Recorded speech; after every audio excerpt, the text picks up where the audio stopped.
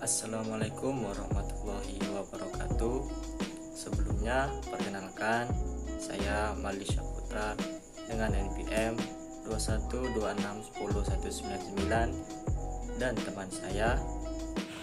Perkenalkan, nama saya Yarda Malik, NPM 2126100275. Perkenalkan, saya Ayu Ardia, NPM 21261037. Di sini kami dari kelompok 4 akan mempresentasikan tugas mata kuliah Fikih Muamalah 2, yakni tentang mudharabah, dengan dosen pengampu Ibu Putri Nuraini, SE SYME. Baiklah, di sini saya sebagai moderator sekaligus pemateri pertama akan memulai terlebih dahulu. Adapun materi pembahasan kali ini tentang pengertian dan dasar hukum, rukun dan syarat sah, macam-macam mudharabah dalam konteks lembaga keuangan syariah, dan yang terakhir mudharabah di berbagai negara. Baiklah, masuk ke materi yang pertama, pengertian dan dasar hukum. Mudharabah adalah salah satu konsep dalam sistem keuangan Islam yang mengacu pada hubungan kemitraan atau kerjasama antara dua belah pihak.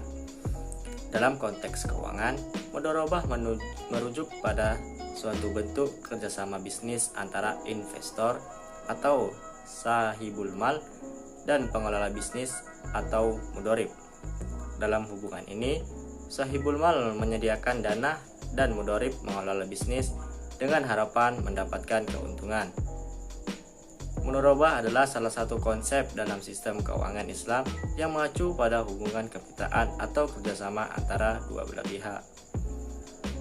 Dasar hukum mudharabah adalah prinsip syariah Islam yang menyatakan bahwa setiap bisnis harus dilakukan dengan cara yang adil dan menghindari riba atau bunga. Konsep mudharabah diperkuat oleh beberapa ayat dalam Al-Quran dan hadis, termasuk surat An-Nisa ayat 4 surat 29 yang berbunyi, "Wahai orang-orang yang beriman, janganlah kamu saling memakan harta sesamamu dengan jalan yang batil, kecuali dengan jalan perniagaan yang berlaku dengan suka sama suka di antara kamu." Rukun mudharabah: pihak yang menyediakan modal, sahibul mal; pihak yang mengelola modal, mudharib. Keuntungan dibagi berdasarkan nisbah atau persentase yang disepakati. Dan syarat sah mudharabah: adanya kesepakatan antara sahibul mal dan mudharib tentang nisbah atau persentase keuntungan yang akan dibagi. Mudharib harus jujur, adil, dan berkompeten dalam mengelola modal. Tidak diperbolehkan melakukan investasi dengan cara riba atau melakukan aktivitas yang dilarang oleh syariah. Mudharib harus memberikan laporan yang jelas dan transparan mengenai penggunaan modal kepada sahibul mal. Di sini saya akan menjelaskan sedikit tentang macam-macam mudharabah. Yang pertama ada mudharabah mutalaqah, mudharabah muqayyadah, dan mudharabah musyarakah, yaitu mudharabah yang melibatkan lebih dari satu pemilik modal. Selanjutnya ada mudharabah munazzamah, yaitu mudharabah yang memiliki jangka waktu tertentu dan persyaratan khusus tentang pembagian keuntungan antara pemilik modal atau mudharib. Selanjutnya ada mudharabah mahasuwah, yaitu mudharabah yang dilakukan dalam keadaan yang sulit atau tidak memungkinkan bagi mudharib untuk menentukan tingkat keuntungan yang diterima oleh pemilik modal. Mudharabah mutanakisah, yaitu mudharabah yang dilakukan dengan cara menggabungkan antara konsep mudharabah dan konsep jual-beli. Dan yang terakhir ada mudharabah mustaqdamah, yang dilakukan dengan menggunakan modal yang berasal dari hasil keuntungan mudharabah sebelumnya. Selanjutnya, mudharabah dalam konteks lembaga keuangan syariah. Dalam konteks lembaga keuangan syariah, mudharabah menuju pada bentuk kontrak investasi antara dua pihak, yaitu investor atau sahibul mal dan pengelola atau mudharib.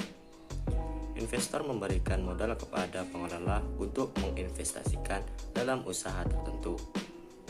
Keuntungannya yang dihasilkan kemudian dibagi sesuai dengan kesepakatan awal antara kedua belah pihak, sedangkan kerugian ditanggung oleh investor sebagai pemilik modal.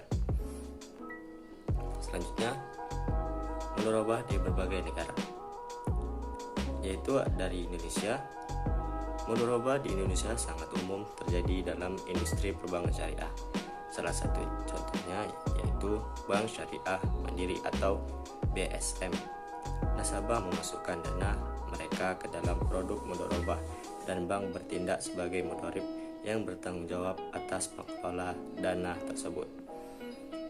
Dari negara Pakistan, digunakan dalam investasi properti dan pembiayaan proyek.